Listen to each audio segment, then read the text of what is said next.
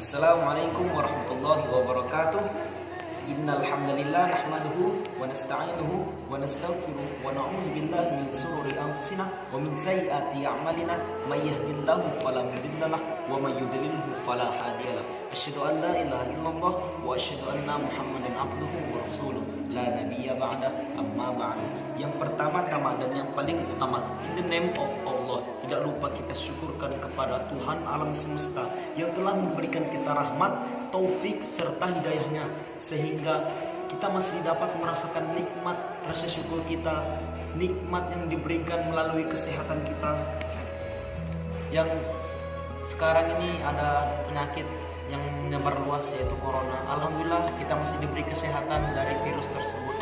Alhamdulillah. Yang kedua, salawat serta salam tak lupa kita aturkan kepada junjungan kita, Nabi besar kita, Nabi Muhammad SAW, yang telah membawa kita dari zamannya jahiliyah menuju zamannya Islamiyah yang kita rasakan pada saat zaman sekarang ini. Nama saya Muhammad Lutfi Huzaifah Rubianto. Saya akan mempresentasikan sebuah persentase yang mana di dalam persentase ini mengenai cerita wafatnya Sayyidah Khadijah dan kesedihan Nabi Muhammad SAW. Alangkah bencinya apa yang kulihat darimu sekarang, wahai Khadijah, dan sungguh terkadang Allah jadikan dalam kebencian banyak kebaikan. Itulah kata-kata Nabi Muhammad SAW pada saat istri beliau, yaitu Siti Khadijah, wafat. Lanjut cerita, pemboikotan kaum kafir Quraisy. Pemboikotan ekonomi dan sosial oleh kaum kafir Quraisy terhadap Nabi Muhammad dan keluarga besarnya sedikit banyak telah menyita kesehatan Sayyidah Khadijah.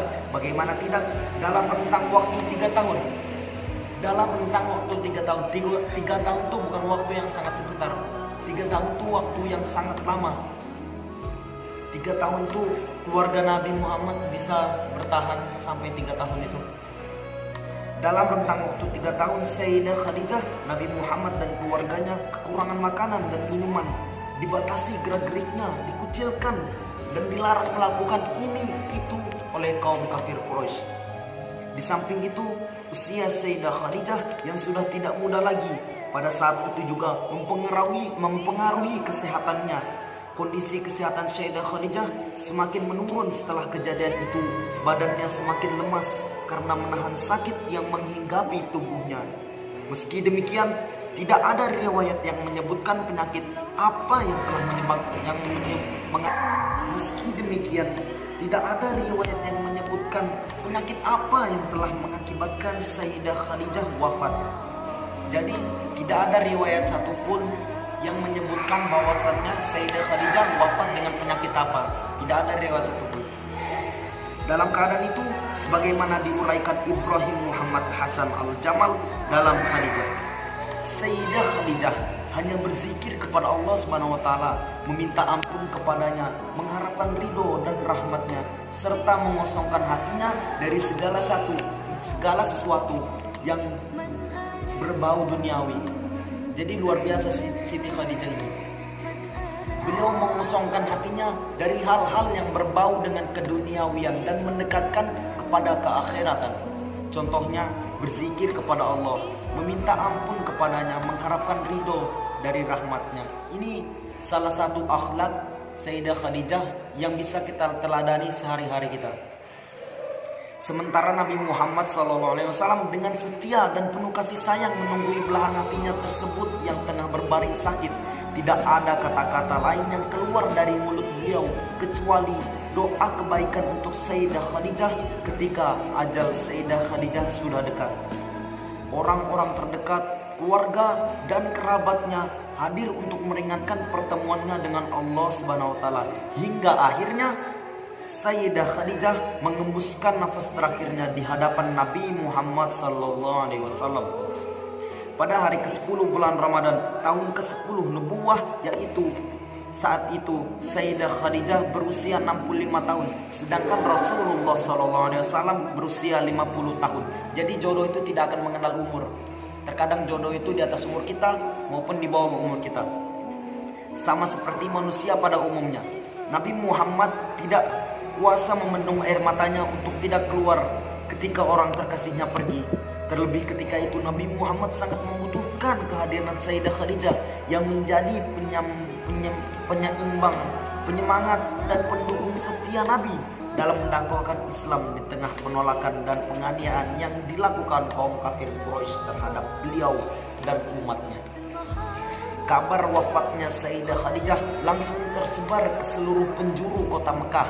Orang-orang bersedih atas kabar tersebut, mengingat perangai dan akhlak Sayyidah Khadijah yang baik, cerdas, lembut, suka membantu dan tidak pernah menyakiti orang sekalipun.